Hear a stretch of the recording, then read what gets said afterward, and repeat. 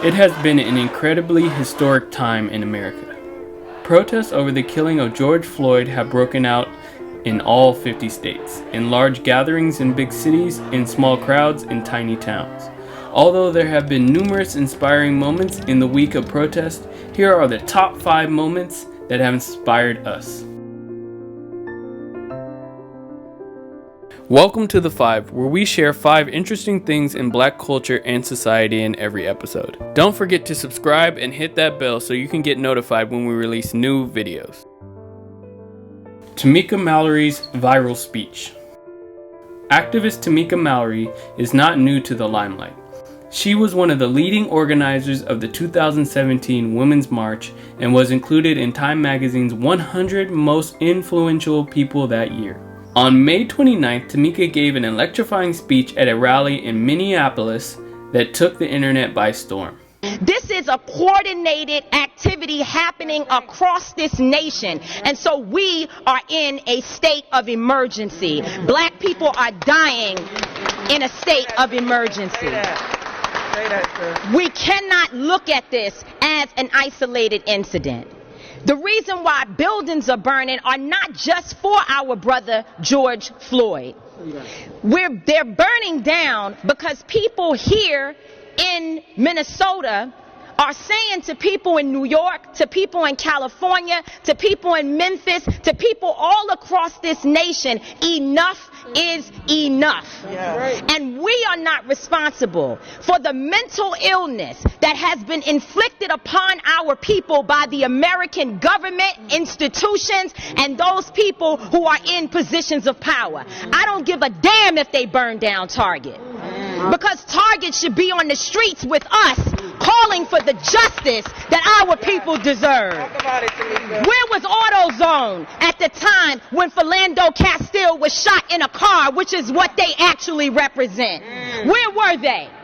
So if you are not coming to the people's defense, then don't challenge us when young people and other people who are frustrated and instigated by the people you pay. You are paying instigators to be among our people out there throwing rocks, breaking windows, and burning down buildings. And so young people are responding to that. They are enraged, and there's an easy way to stop it. Arrest the cops. Charge the cops. Charge all the cops. Not just some of them, not just here in Minneapolis. Charge them in every city across America where our people are being murdered. Charge them everywhere. That's the bottom line. Charge the cops. Do your job. Do what you say this country is supposed to be about, the land of the free for all. It has not been free for black people, and we are tired. Don't talk to us about looting. Y'all are the looters. America has looted black people. The human chain of protection.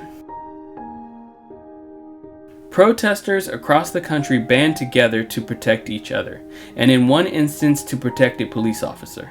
In Louisville, Kentucky, a chain of white women formed a barrier between black protesters and the police, making sure if any force was to come from the police to disband the protest, they would face it first. In the same city, a group of black men formed a human chain to protect a police officer that was separated from his unit.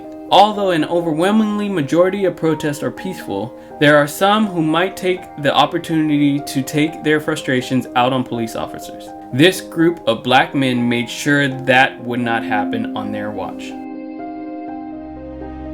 Massive crowds around the world. Protesting in massive crowds is one thing. Protesting in massive crowds during a pandemic is a whole nother thing.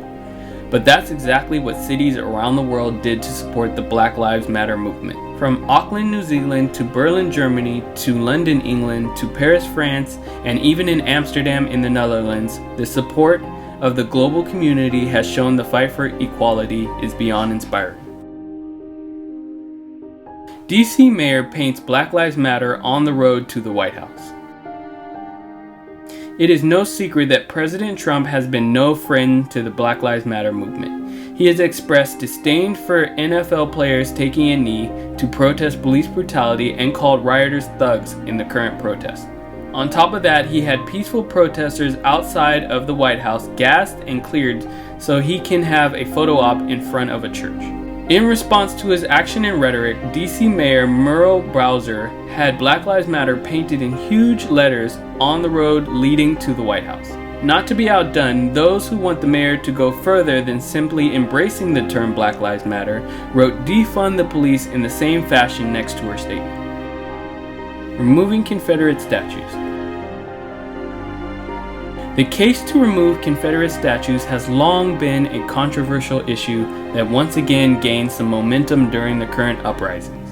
Virginia Governor Ralph Northam announced that Richmond's largest Confederate statue, that of Robert E. Lee, would be removed. More have already come down in Birmingham and Mobile, Alabama, Louisville, Kentucky, Jacksonville, Florida, and Alexandria, Virginia, among other places. This movement is not just contained in the United States.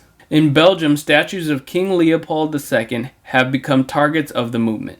The king was responsible for a brutal conquest and tyrannical rule over what is now the Democratic Republic of Congo, killing millions of Congolese people. In London, the statue of 18th century slave owner Robert Milligan was removed from its place in London's Docklands. That's it for this episode of The Five. We'll be back with another episode on Black culture and history.